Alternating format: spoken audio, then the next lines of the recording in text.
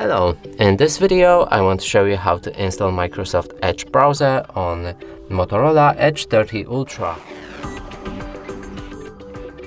So first let's open our Google Play Store and here find Microsoft Edge. After installation process is complete, you should be able to open it. Then we'll need to begin the setup, and here you can add or sign in to turn on synchronization. I'm gonna do it later. Set up for data sharing preferences.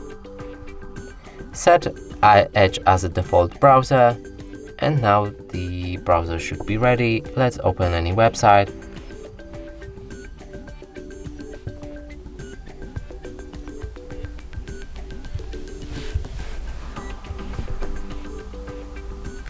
And as you can see, it works perfectly.